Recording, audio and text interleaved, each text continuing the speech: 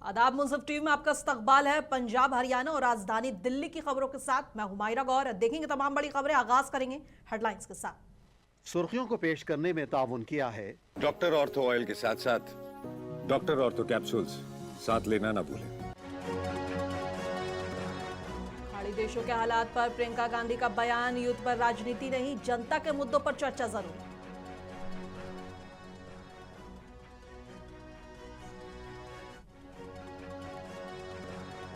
चंडीगढ़ में सीएम भगवंत मान और शिक्षा मंत्री हरजोत बैंस ने की प्रेस कॉन्फ्रेंस। शिक्षा को बेहतर बनाने को बताया प्राथमिकता।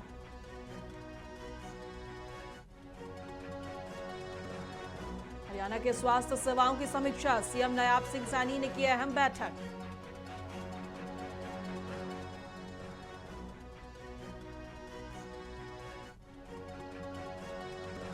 अंबाला से अयोध्या धाम के लिए फ्री यात्रा करेंगे हरियाणा के वरिष्ठ नागरिक। सीएम नायाब सिंह सैनी ने स्पेशल ट्रेन को दिखाई हरी झंडी।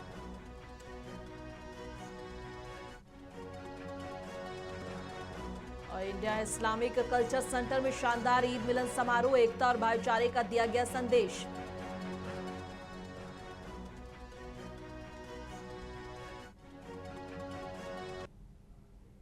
और आगाज करेंगे राजधानी दिल्ली की बड़ी खबरों के साथ। बता दें कि कांग्रेस सांसद प्रियंका गांधी वाड्रा ने वेस्ट एशिया के हालात पर बड़ा बयान दिया है। उन्होंने कहा है कि युद्ध जैसे मुद्दों पर राजनीति करना सही नहीं और इस मामले में पूरा देश एकजुट है। लेकिन साथ ही उन्होंने जोर देकर कहा है कि देश के अंदर की समस्याओं पर भी ध्यान देना जरूरी है। प्रियंका गांधी ने महंगाई का मुद्दा उठाते हुए कहा है कि एलपीजी सिलेंडर इतने महंगे हो गए कि आम लोग उन्हें खरीद नहीं पा रहे। उन्होंने मांग की है कि इन मुद्दों पर संसद में सही तरीके से चर्चा हो ताकि मिलकर समाधान निकाला जा सके।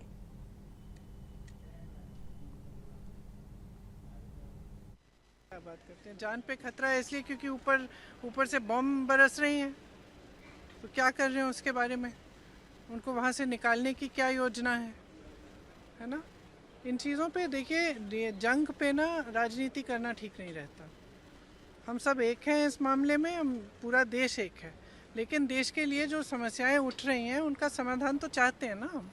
इसलिए हम डिस्कशन मांग रहे हैं कि कोई चर्चा हो, हम भी अपनी सुझाव दें और हम समाधान ढूंढें। क्योंकि जैसे जैसे ये जंग आगे बढ़ती चलती जा रही है, संकट भी बढ़ रहे हैं।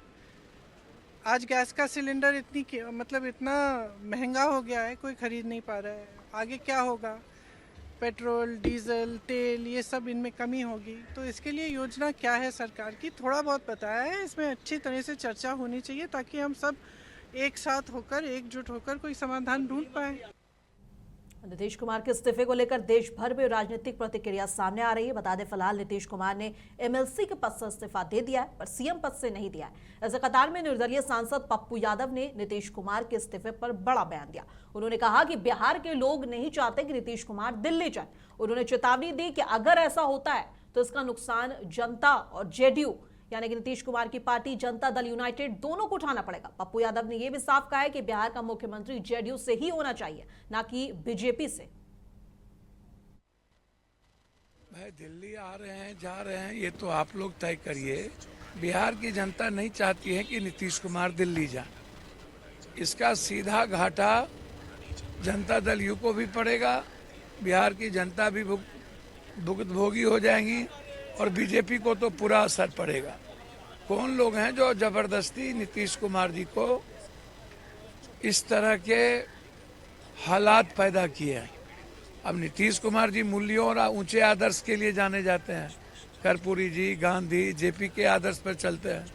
वो तो निर्णय ले लिए, लेकिन इसका असर बिहार में बहुत गलत होगा। और बिहार की जनता चाहती है कि नीतीश कुमार जी रहें, बीजेपी के हाथ में कुछ भी ना जाए। और यदि नीतीश कुमार जी ने निर्णय ले ही लिया है या जिस भी हालात के कारण, तो उसमें जनता दल यू का कोई मुख्यमंत्री हो, बीजेपी का मुख्यमंत्री ना हो। और चंडीगढ़ में पंजाब के मुख्यमंत्री भगवंत मान और शिक्षा मंत्री हरजोत सिंह बैंस ने प्रेस कॉन्फ्रेंस की। इस दौरान मुख्यमंत्री ने प्रदेश में शिक्षा के क्षेत्र में चल रही विभिन्न योजनाओं और सुधारों पर बातचीत की है। जानकारी मीडिया सामने प्रकाशित की जाती है, दसी जाती है, ताकि तुसी अपना 4 साल का जिहड़ा लेखा जोखा है सरकार का ਉਹਦੇ ਵਿੱਚ अपना कर सको, अपने मीडिया राही, अपने कलमां राही, कैमरे राही फैले विद्या चानण होए। सो किसी भी कौम का, किसी भी देश का जिहड़ा नींह कह लो आपां जी, बेस है जिहड़ा उस कौम का, वो एजुकेशन है। जिन्हां जिन्हां मुल्कां ने क्वालिटी एजुकेशन नूं तरजीह दित्ती, वो भावें अपने तो बाद च आजाद होए सीगे, पर वो एजुकेशन ते नूं प्रायोरिटी दे के वो विकसित देशां दी लिस्ट दे विच पहुंच गए ने। ते बदकिस्मती नाल साडे देश दे विच 2 किस्म दी एजुकेशन है, एक भारत दी, एक इंडिया दी। इंडिया दी जिहड़ी एजुकेशन है वो चंद लोगों लिए अवेलेबल है, अमीर लोगों लिए अवेलेबल है। प्राइवेट स्कूल ने बहुत महंगे ने, आम लोगों की पहुंच तो बाहर ने। भारत की जिहड़ी एजुकेशन है उन्होंने विद्या कहते हैं, इंडिया वाले तो एजुकेशन कहते हैं ना, भारत वाले विद्या कहते हैं, पढ़ाई कहते, विद्या पढ़ाई। वो तो मोर के खंभा दे जिहड़ियां हुंदियां ने वो किताबां दे विच पा पा के कोशिश करते हैं विद्या पढ़ाई जिहड़ी है वो साडे ते मेहर करदे। अब पंजाब के फिरोजपुर कैंट में दिन दहाड़े एक किशोर की हत्या की खबर ने इलाके में सनसनी फैला दी। बताया जा रहा है कि किसी विवाद के दौरान हत्या की गई और मृतक किशोर की पहचान स्थानीय निवासी के रूप में हुई है। हत्या करने वाले अपराधी अभी तक फरार है। बताया जा रहा है कि पुलिस ने मौके पर पहुंचकर जांच शुरू कर दी है और पूरे इलाके में आरोपी की तलाश तेज कर दी है।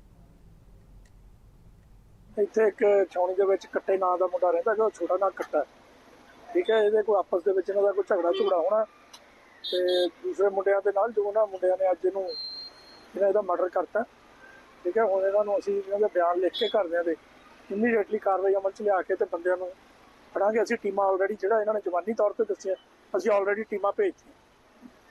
ਸਰ ਇੱਕ ਧਰਨਾ ਵੀ ਲਾਇਆ ਸੀ ਪਰਿਵਾਰ ਨੇ ਜੀ, ਉਹ ਪਰਿਵਾਰ ਨੂੰ ਹੁੰਦਾ ਹੀ ਵੀ ਸਾਡੇ ਜਲਦੀ ਕਾਰਵਾਈ ਹੋਵੇ।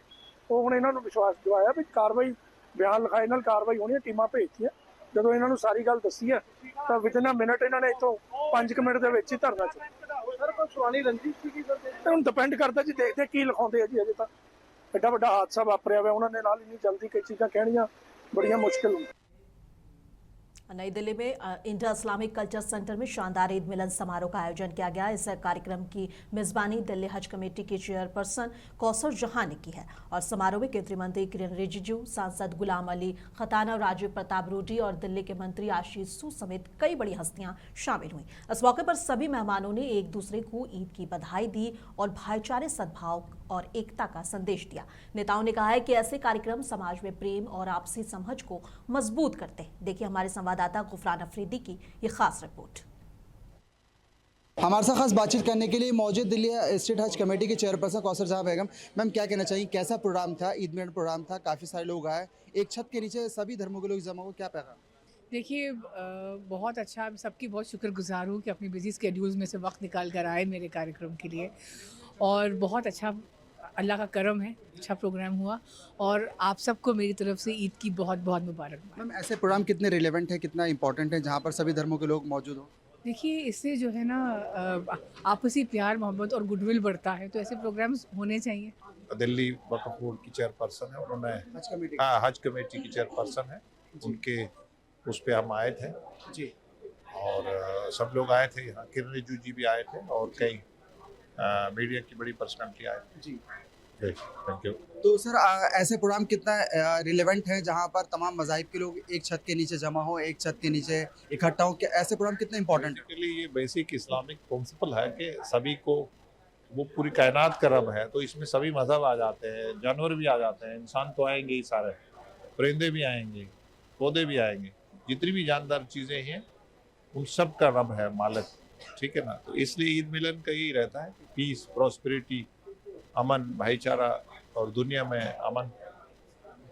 गुलाम साहब, मुबारकबाद दिया है इनको, कौसर जहां जी को। आखिरी सवाल मेरा ये कि जिस तरह से पुरअमन तरीके से पूरे मुल्क के अंदर ईद उल फित्र का त्यौहार मनाया गया, नवरात्रि मनाई गई, रामनवमी मनाई गई, तो कहीं ना कहीं हम देखते हैं कि हुकूमत जो है बहुत अच्छा काम कर रही है, तो क्या कहना चाहेंगे आप? दुनिया में कहीं ये मिसाल नहीं मिलती। भारत की जो तहजीब है, जो परंपरा है, संस्कृति है कि आपस में सबको पेशेंस, एक दूसरे को बर्दाश्त करना, एक दूसरे का मिल बैठ के त्योहारों को मनाना, ये दुनिया में ये मिसाल कहीं मिलता नहीं है।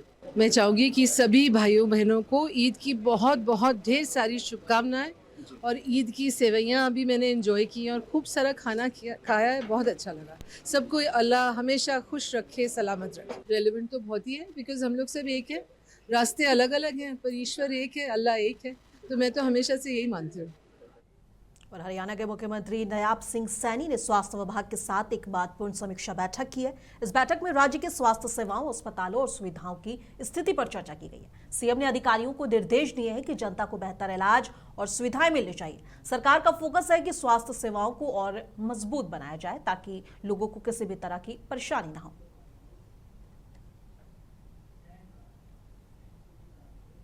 और हरियाणा सरकार ने 60 साल से अधिक आयु के गरीब बुजुर्गों के लिए मुख्यमंत्री तीर्थ यात्रा योजना के तहत अंबाला से अयोध्या धाम के लिए मुफ्त स्पेशल ट्रेन यात्रा शुरू करा दी है। और इस योजना में भोजन, ठहराव और स्थानीय परिवहन जैसी सभी सुविधाएं निःशुल्क उपलब्ध कराई जा रही हैं। बुजुर्ग ऑनलाइन पंजीकरण कर इस यात्रा का लाभ ले सकते हैं। आज मुख्यमंत्री तीर्थ यात्रा योजना, उसके माध्यम से आज यहाँ से अयोध्या धाम के लिए भगवान श्री कृष्ण की भूमि से भगवान श्री राम की जन्मभूमि अयोध्या धाम के लिए ट्रेन को हरी झंडी दिखा करके रवाना किया है। देश के यशस्वी प्रधानमंत्री आदरणीय नरेंद्र मोदी जी के नेतृत्व में जो 500 साल के बाद भगवान श्री राम का भव्य और दिव्य मंदिर, हम परम सौभाग्यशाली हैं कि हमें उस भव्य, दिव्य और नव्य मंदिर को देखने का अवसर मिला है, शीश नवाने का अवसर मिला है। हम परम सौभाग्यशाली हैं। ये यात्रा मुख्यमंत्री तीर्थ यात्रा योजना के तहत हमारे जो श्रद्धालु हैं, जो बुजुर्ग हैं और जो आर्थिक रूप से कमजोर लोग हैं, जो ये सोचते हैं कि हमें भगवान श्री राम के दर्शन करने का वो सौभाग्य मिलना चाहिए, सरकार मुख्यमंत्री तीर्थ यात्रा योजना के माध्यम से ऐसे लोगों को हमारे तीर्थ स्थलों का भ्रमण करवाने का काम करता है। और हरियाणा के करनाल में बड़ा सड़क हादसा हो गया है। NH 44 पर बर्री बाईपास के पास दो कारों की एक ट्रक से जोरदार टक्कर हो गई, जिसमें कई लोग घायल हो गए। घायलों को तुरंत अस्पताल में भर्ती कराया गया है, जहां उनका इलाज चल रहा है। पुलिस के अनुसार हादसे की वजह अभी साफ नहीं है। जांच अधिकारी दर्शन सिंह ने बताया है कि ड्राइवर के सो जाने और तेज रफ्तार या ओवरटेक करने की कोशिश जैसे कारण हो सकते हैं। फिलहाल पुलिस मामले की जाँच कर रही है। इन दोनों के बीच में इसका कारण कुछ भी रहा, ये जांच का विषय रहेगा। भाई नींद आई है कि नशा है या और स्पीड है या ओवरटेक है, कोई भी कारण हो सकता है। कितनी गाड़ियों की टक्कर हुई है सर? इसमें दो गाड़ियां ज़्यादा एक्सीडेंट हुई, कार एक ट्रेले का थोड़ा लगा और दूसरी गाड़ियां थोड़ा कम लगा है, तो कई गाड़ियां आपस में नज़दीक होने के कारण ट्रक भी था एक आगे, ट्रक के बारे में भी जानकारी मिली है। बाकी ये जाँच का विषय रहेगा। कितने लोग घायल हुए हैं सर? इसमें 4-5 लोग घायल हुए हैं, बाकी ये जाँच का विषय रहेगा। सेक्टर 84 शायद 85 ऐसे कुछ था, वहाँ से पिकअप करके मैं जा रहा था जी जीरकपुरा बल्टाना में, वहाँ ड्रॉप था।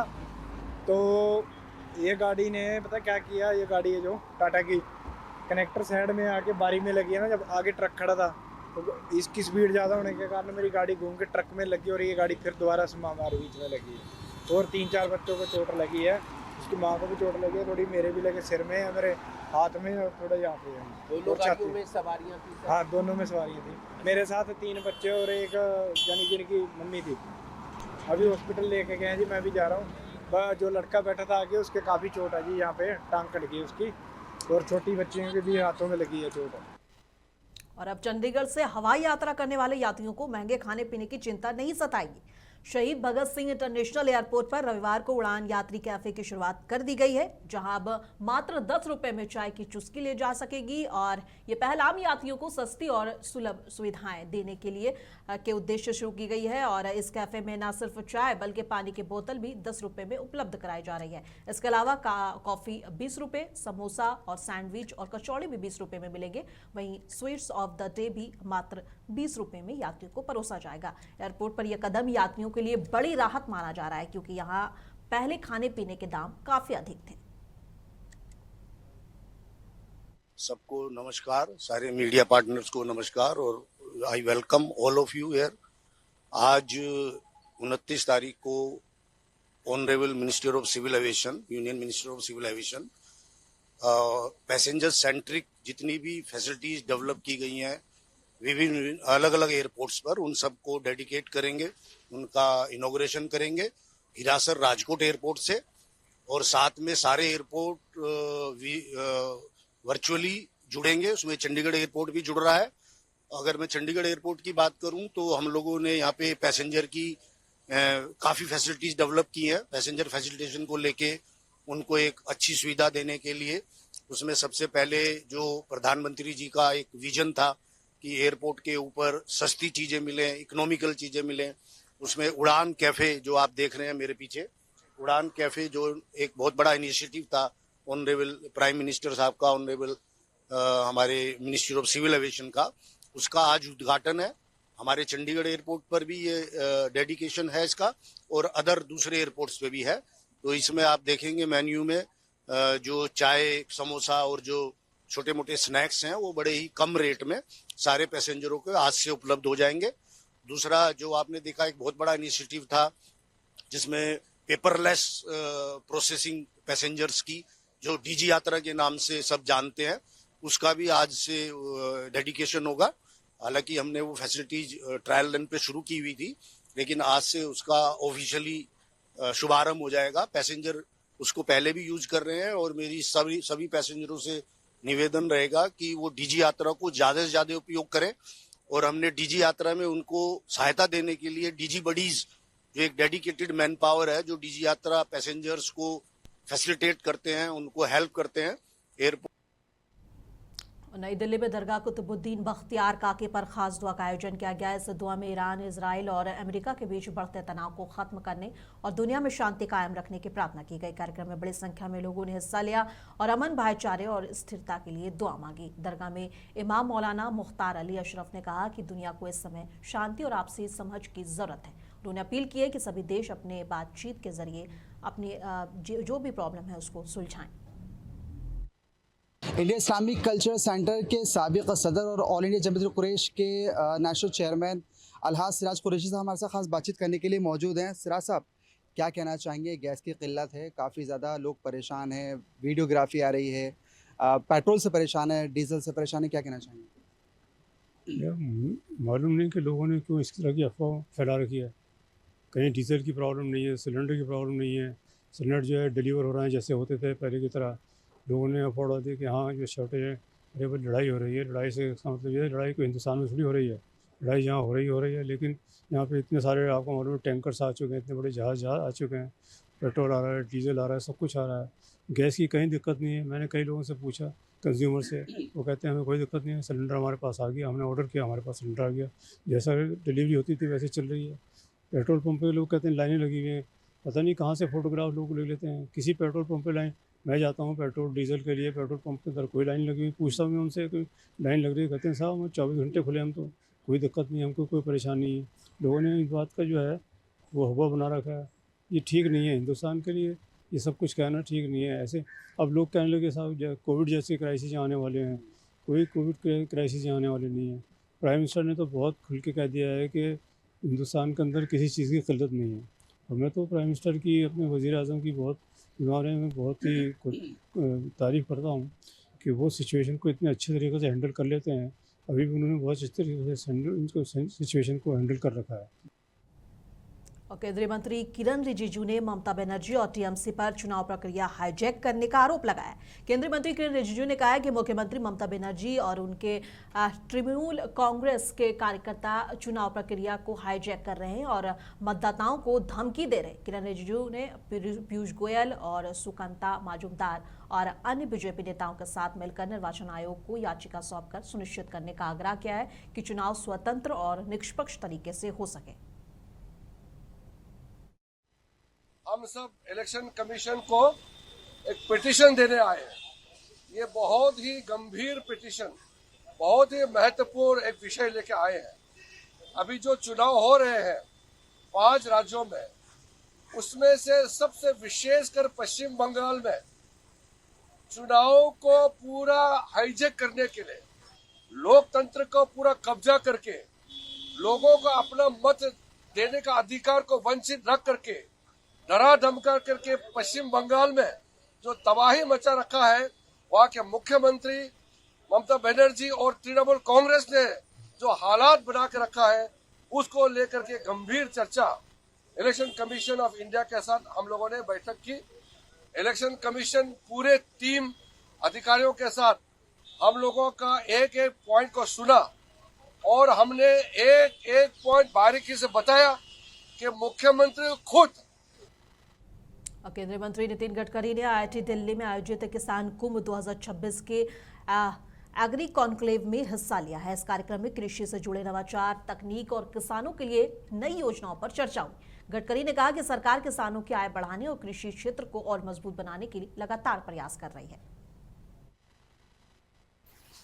महिलाओं के सशक्तिकरण के रूप में इकट्ठा हुई सभी हमारी महिला बहनें, जिनका विशेष रूप से योगदान है।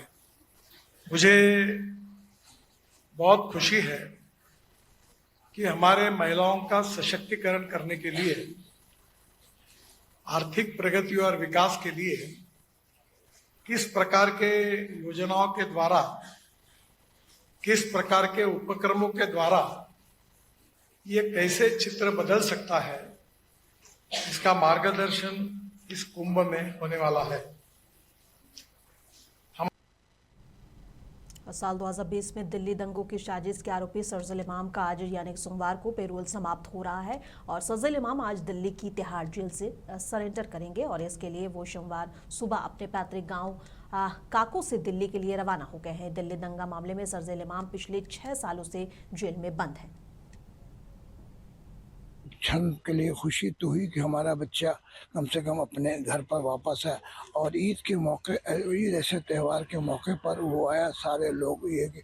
और मैं उस न्यायालय का भी मैं आभार प्रकट करूंगा कि चूँकि वो उस बच्चे को कम से कम उसकी वालदा से, उनके लोगों से मिलने का मौका दिया। ईद ऐसी जो त्यौहार है तो मुझे ऐसा लगा कि ठीक है, शर्जील हमारा बच्चा है। और नई दिल्ली में अंतर्राष्ट्रीय मुक्केबाज मैरी कॉम ने रविवार को doctor Shyama Prasad Mukherjee swimming pool complex में आयोजित fit India Sunday on cycle कार्यक्रम में हिस्सा लिया। ओलंपिक पदक विजेता ने साइकिल चलाकर न केवल अपनी फिटनेस दिखाई बल्कि निजी सुरक्षा कर्मियों को भी प्रेरित किया। इस कार्यक्रम में सैकड़ों सुरक्षा कर्मी और गार्ड शरीक हुए और व्यायाम गतिविधियों में शामिल हुए। Fit India Sunday on cycle पहल फिट इंडिया मूवमेंट का हिस्सा है जो लोगों को स्वस्थ जीवन शैली अपनाने के लिए प्रेरित करती है। It's amazing organized. I really concerned about my fitness. मैं बहुत concern करती हूँ। बचपन का याद दिलाया स्पेशली। मैं बचपन जब मैं खेलना शुरू करती थी, मेरा पास छोटा सा एक साइकिल है, तो उसमें आना जाना मेरा ट्रेनिंग स्कूल्स। बाहरी दिल्ली के भवाना इंडस्ट्रियल एरिया में स्थित एक प्लास्टिक फैक्ट्री में रविवार दोपहर आग लग गई। दिल्ली अग्निशमन सेवा के अधिकारियों ने बताया कि आग की सूचना शाम 4:30 बजे सेक्टर 5 समोसा चौक के पास मिली। शुरुआत में 3 पानी की गाड़ियां और 2 टैंकर मौके पर भेजे गए, लेकिन आग की गंभीरता को देखते हुए और गाड़ियां भी भेजी गई है और अभी तक किसी के घायल होने की खबर नहीं है और दमकल कर्मी आग पर काबू पाने में जुटे हुए हैं। राजधानी दिल्ली, पंजाब और हरियाणा की खबरों में बस इतना ही। कल फिर मिलेंगे इसी वक्त। तब तक के लिए देश दुनिया की तमाम खबरों के लिए बने रहें मुंसिफ टीवी के साथ।